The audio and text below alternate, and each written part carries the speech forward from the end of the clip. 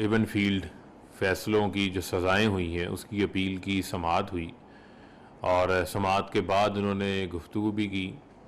बुनियादी तौर के ऊपर जो चीज़ सामने आ रही है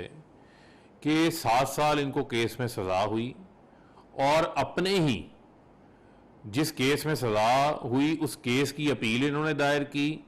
और अपील दायर करने के बाद अभी तक जो है वो 10 एडजर्नमेंट्स जो है वो ये ले चुके हैं।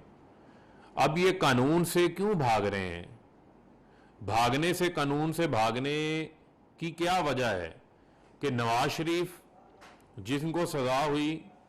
वो मुल्क से बाहर भाग कर बैठे हुए हैं, भगोड़े बन के बैठे हैं।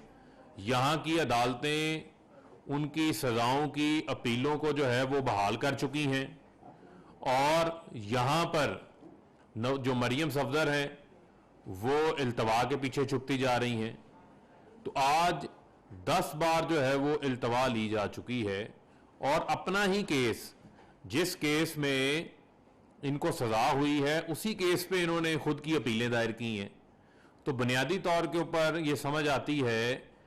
कि ये अपने केसेस को डिले करना चाहते हैं, इल्तवा के पीछे जो है वो छुपना चाहते हैं और पूरी कौम जानती है कि ये वही केस है जिस केस में ये कतरी खत सामने लेकर आए थे और कतरी खत के जरिए इन्होंने अपना मजाक बनवाया था। किसी किस्म की कोई रसीद जो है वो इनके पास मौजूद नहीं थी और एवन फील्ड के जो महलात हैं उनकी बेनिफिशियल ऑनर जो है वो मरियम सफदर थी। और फिर आपको ये बताते चलें कि इस केस में इन्होंने तारीखी बयान, आपको याद होगा, टीवी के ऊपर दिया था, जो इनका बाद में मजाक भी बना कि मेरी लंदन में क्या, मेरी तो पाकिस्तान में कोई प्रॉपर्टी नहीं है। तो ये वो तमाम तर चीज़ें हैं जिसके ऊपर ये एहतसाब के अमल को ये इंतकाम के तौर के ऊपर पेश करना शुरू कर देते हैं और उसमें ये छुपना चाहते हैं, ये कौम को ये बताना चाहते हैं कि इक़्तिदार में आओ, माल बनाओ और उसके बाद जो है वो इंतकाम का शोर शराबा डालना शुरू कर दो। तो मैं इनको ये कहता हूं कि अगर इतने ये इनके पास सबूत मौजूद हैं, इतने ये ईमानदार हैं, तो इनको तो अदालत को कहना चाहिए कि 2018 जुलाई में ये अपील दायर की गई है, आज 2021 हो चुका है। इनको तो चाहिए ये कहें, बजाय इल्तवाएं लेने के, एडजर्नमेंट लेके केस को तवालत में डालने की बजाय इनको चाहिए ये कहें कि केस की रोजाना की बुनियाद के ऊपर जो है वो हेयरिंग की जानी चाहिए ताकि इन अपीलों का भी जो है वो फैसला हो। नवाज शरीफ की तो सजाएं बहाल हो चुकी, उनको तो ये अदालतें वापस बुलाती नहीं, वो वापस नहीं आए, वो वहां पर पोलो मैच देख रहे हैं, वहां पर शादियां अटेंड कर रहे हैं, वहां पर कॉफी पी रहे हैं, वहां पर एवन फील्ड, वहां पर हाइड पार्क में जो है वो वॉक कर रहे हैं, वो तमाम तर चीजें अपनी जगह वहां बैठ के मुल्की इदारों के खिलाफ बातें कर रहे हैं। लेकिन यहां पर जो उनकी साहबजादी हैं वो भी मुल्क से बाहर जाना चाहती। उन्होंने आज बड़ा अफसोस का इजहार किया, मेरे बेटे की शादी थी तो मैं बाहर नहीं जा सकी। तो आपकी शादियां भी बाहर होती हैं, आपका पूरा खानदान भी मुल्क से बाहर होता है, आपका सारा कारोबार भी मुल्क से बाहर होता है, तो फिर पाकिस्तान आप क्या लेने आते हैं? पाकिस्तान में सिर्फ आप इक्तदार जब मिलता है तो इक्तदार में सिर्फ लूटमार करने आते हैं। सियासत को आप लोगों ने, शरीफ खानदान ने अपना कारोबार समझा हुआ है, कारोबार बना लिया ऐसे। और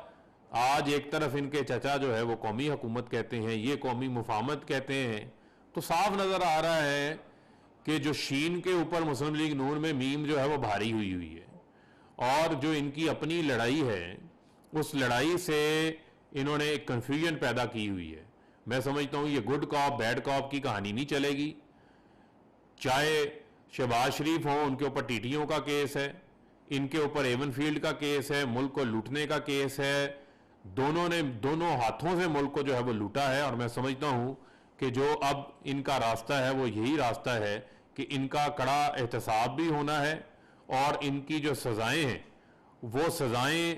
मैं समझता हूं कि पाकिस्तान की आवाम ये चाहते हैं कि जिन्होंने भी मुल्क को लूटा है उसको जो है वो सजा होनी चाहिए। और मौजूदा हुकूमत का किसी किस्म का भी, जो ये बार बार बात करते हैं मीडिया के हवाले से,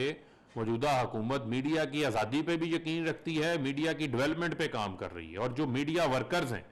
उन मीडिया वर्कर्स के एहतसाल को भी जो है वो रोकना चाहती है। यही हुकूमत है जो कि मीडिया प्रोटेक्शन बिल तमाम सहाफ़ियों के साथ मिल के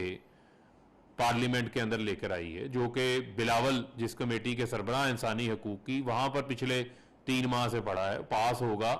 तो उससे भी मीडिया की जो वर्कर्स हैं, जर्नलिस्ट हैं, उनकी प्रोटेक्शन को जो है उस कानून के ज़रिए एक तहफ़्फ़ुज़ जो है वो उनको फराहम किया जाएगा। और इन सब के लिए मेरा यही पैगाम है कि आप लोगों ने जो मुल्क को लूटा है, जो लूटमार की है, उस लूटमार का जो है वो आपको हिसाब देना पड़ेगा। और अब हम आपको मजीद इल्तवाओं के पीछे जो है वो नहीं छुपने देना चाहते, और जुर्रत करें, कहें अदालत को कि रोज़ाना की बुनियाद के ऊपर इन केसेस की जो है वो समाअत करें।